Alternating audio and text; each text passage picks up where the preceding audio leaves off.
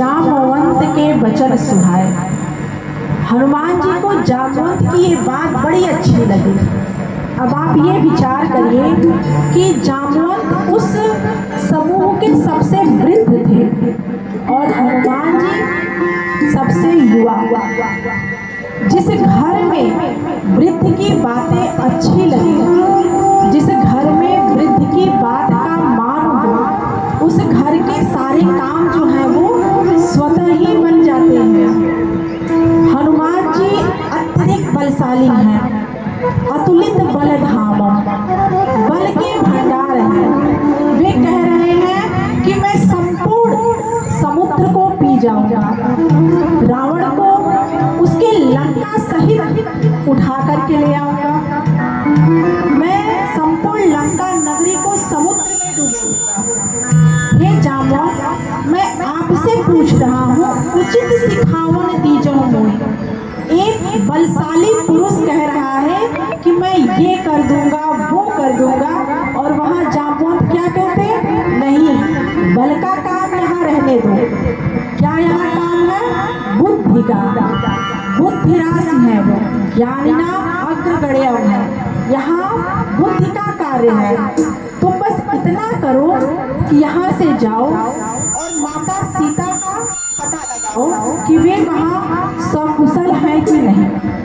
यही बात जामवंत को बहुत अच्छी लगती है। वे उनको प्रणाम करके और हर्ष के साथ, प्रसन्नता के साथ वहाँ से चलते हैं। जैसे ही वो समुद्र के बीच पहुँचते हैं, वहाँ कौन आता है? सुरसा नाम अहिन की माता, पठैल आय कही तेहि माता। सुरसा नाम अहिन की माता, पठैल आय कही तेहि माता। आज सुरन मोहि देख हमारा, आज सुरन मोहि देख हमारा। सुरसा नाम अहिन की माता, सर्पों की माता सुरसा। सर्पों की माँ सुरसा है और नागों की माता कद्रु है। सर्प और नाग में अंतर होता है, सामान्यतः हम सबको एक ही समझते हैं। तो सुरसा सर्पों की माता होती है जो देवताओं के द्वारा भेजी गई है। जैसे ही हनुमान जी बीच समुद्र में पहुंचते हैं, वे क्या कहती हैं कि आपको देवताओं ने मेरा आहार बना करके दिया है, इसलिए आप मुझे संतुष्ट करिए, क्योंकि आप देव कार्य से जा रहे हैं और देवताओं ने ही मुझे भेजा है। तो सर्वप्रथम आप मुझे संतुष्ट करिए।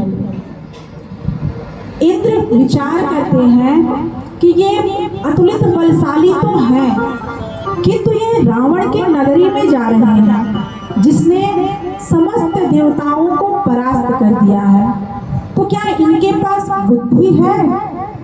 उसी बुद्धि का परिचय प्राप्त करने के लिए इंद्र सुरसा को भेजता है।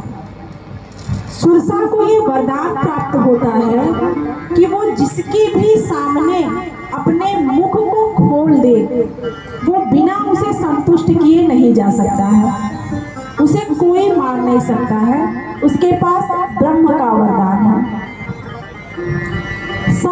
जैसे जैसे सुरसा अपना स्वरूप बढ़ाती है, वैसे वैसे हनुमान जी अपना स्वरूप बढ़ाते हैं। सत जोजन तेहि आनन कीन्हा, अति लघु रूप पवन सुत लीना।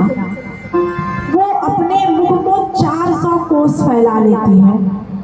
उसी समय हनुमान जी एकदम छोटे से हो करके उसके मुख में जाकर प्रवेश करते हैं और पुनः वापस आ जाते हैं। सुरसा उनके इस चपलता को देख करके, उनके इस बुद्धि को देख करके अत्यधिक प्रसन्न होती है। प्रायः हमारे साथ ऐसा होता है कि जब विपरीत परिस्थितियों में फंस जाते हैं तो हमें उस समय समझ में नहीं आता है कि हम क्या करें। जब हम शांत होते हैं तो हमें लगता है कि उस समय हम ये कर सकते थे, ये भी कर सकते थे, किंतु तत्क्षण हमें कुछ भी समझ में नहीं आता। तो यहाँ उसी का परिचय है, क्योंकि वो रावण की नगरी में जा रहे हैं। वहाँ कब क्या हो, यदि ये बुद्धि राशि नहीं रहेंगे तो वहाँ पर ये पार नहीं पा सकते हैं।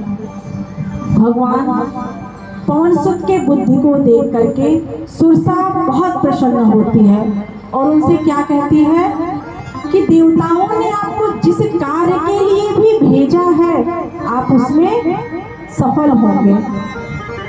उसको संतुष्ट करके जैसे ही पवन सुत आगे बढ़ते हैं